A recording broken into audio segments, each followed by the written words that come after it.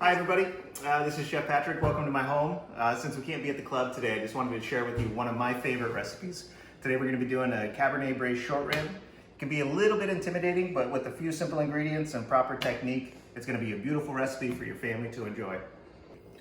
Alright guys, so let's dive into some of the ingredients here, and don't worry about remembering all this stuff. I'll create a little recipe to share with the group once we get this posted. But just to jump in, of course, we have our bone-in short ribs here. We're going to season those with a little bit of salt and pepper, and then make our braise with tomato paste, a little bit of gluten-free flour, of course, our red wine and our aromatics here. We have the yellow onion, the celery, the carrot, and of course, fresh rosemary from. All right, the first thing we need to do is get these short ribs dried up a little bit. There's always a little bit of moisture after you unpack them from the store. Just want to get those dried up so it has a nice dry surface so we get a really solid sear. Then we're just going to season these up very liberally with salt and pepper. It's important to know that this is going to be the bulk of any seasoning that goes into your entire dish, so you really want to be generous at this step. And of course, once we get this done here, don't forget to wash your hands. Again, just using a kosher salt, fresh cracked black pepper. Make sure we're seasoning all sides nice and even.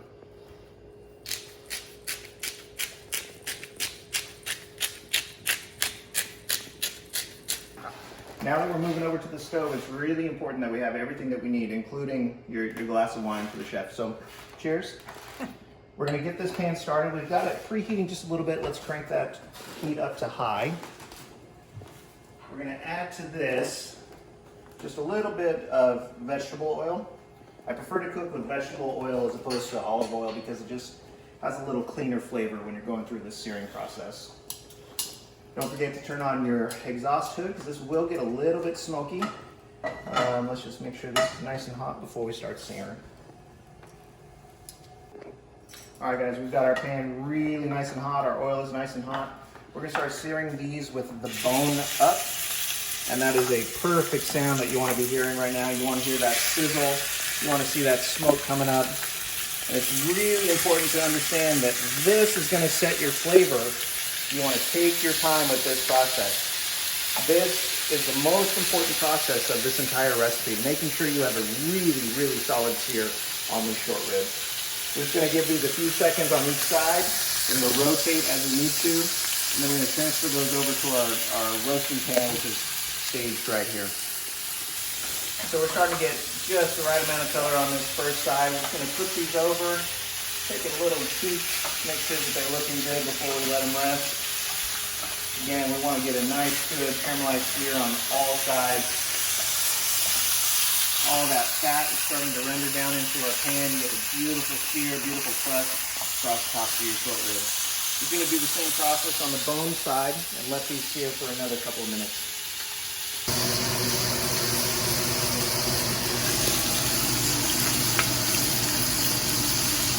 Now that we've got a good sear, both on the bone side and our fat side, we're just going to arrange these in our roasting pan. Now make sure that we give them plenty of room around each piece so that they get plenty of our braising liquid all the way around everything. So now that we've got our nice hot pan, we're going to keep all of that beautiful fat, all of that beautiful caramelization in the pan. And we're going to roast our vegetables right in this. So we've got one whole onion, just kind of quartered, nice and chunky. One jumbo carrot and a couple stalks of celery. You can throw those right into that same pan. Try to pick up some of that flavor that we left from the beef. And we're also going to add a few cloves of whole garlic. Let this get just a little bit of color. We're going to turn that heat down a little bit so we don't burn the vegetables. But we do want to get some nice, beautiful color on them.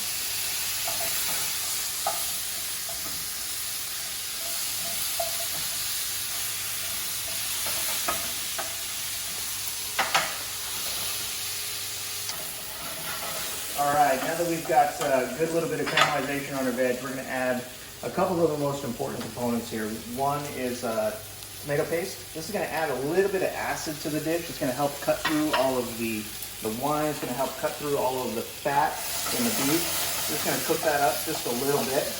just to cook off some of the raw flavor. Just get that into your pan. To this, we're going to add just a couple of tablespoons, probably, of flour. Today I'm using a gluten-free flour because my family and I like to cook gluten-free as much as we can. We always have this on hand. This is a beautiful cut-for-cut product that I found at the store. You can use that for any of your baking needs you may need. Again, we're just going to toast this flour up a little bit, cook up that tomato paste just for a few seconds here before we get to the big show. Of course, our dried Creed cab. And with this, do not be shy. Enjoy it. That's what it's for. You know, Deglaze all that beautiful flavor that we built up in the pan. And to this, we're going to add just a little bit of beef broth. We've got a couple cups of beef broth here. This is going to be just another layer of flavor added to our braise. We're going to get this all combined, stirring together, bring this up to a boil before we get this ready to go into the oven. And you can see that flour's already started to add a little bit of a creamy texture to the braising liquid. That's what's going to really tighten up our gravy and give us a really beautiful sauce for the plate. We're just going to bring this up to a boil, dump everything over our seared short ribs, and get it ready for the oven. So like I said, we've got our braising liquid up to a nice boil. We're going to add just a little touch of dried thyme. I was hoping I had some fresh thyme in, but the dried thyme will suffice for now. We're going to add to that just a little bit of rosemary, fresh rosemary from the backyard into our pan. And we'll start arranging some of our caramelized and seared vegetables right into the pan with the short ribs. Again, you want to make sure that your short ribs have a little bit of space in between each one so that they're really drinking up this braising liquid. So I like to use the onions and carrots, kind of use them as a separator in our pan here. So we're just going to load these up, making sure we have enough room for as much of our wine braise as possible. And we're just going to dump this all right over the top.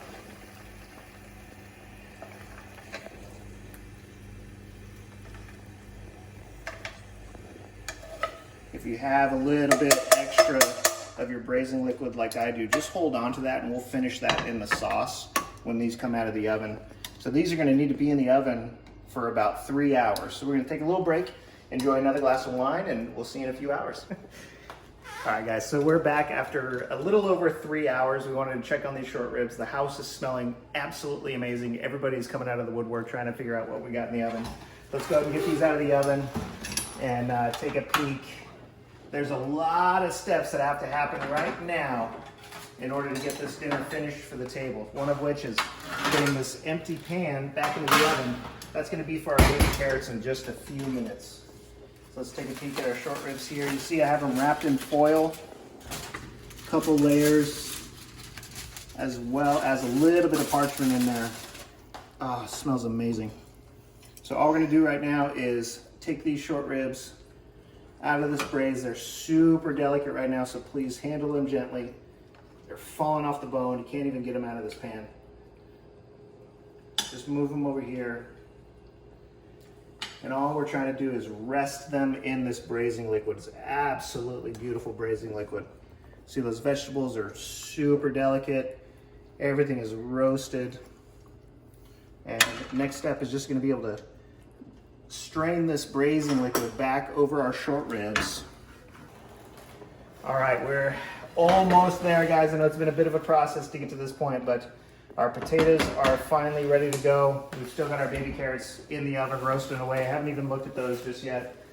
We're going to strain off our potatoes, dump these back into the same pot, and get these finished up with a little bit of butter, whole milk, and Parmesan. Again, we're not bashful when we're cooking. Good couple of chunks of butter in there. We have got maybe half a cup of Parmesan cheese and just a splash of whole milk. We're just going to smash these up. Make sure we're breaking up that butter.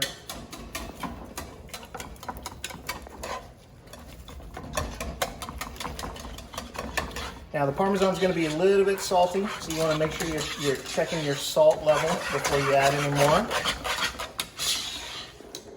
I think I'm just going to use the rest of mine here because I like a little bit more. Got good cheesy mashed potatoes. Let's take a look at our baby carrots. Beautiful. Coming right out of the oven, a little bit of caramelization here. We've got our braised short ribs resting in the braisage, our roasted baby carrots, and our Parmesan whipped potatoes. Let's get all this to the plate now. Ready. All right, guys, we're ready for the moment of truth. Let's get this to the plate. We've got our beautiful Parmesan whipped potatoes here right in the center. We're gonna add to that a few of our roasted baby carrots. We're just gonna do 3 for now and top that off with, ooh, beautiful Cabernet Braised short rib there. We're gonna finish that with just a little bit of our braising liquid right over the top. You see that flour added just a touch of viscosity to our sauce.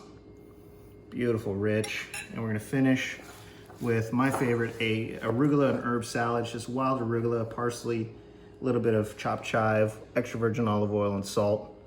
And we'll finish that with just a little sprinkling of fleur de sel over the top. Again, so glad you enjoyed. Bon appetit.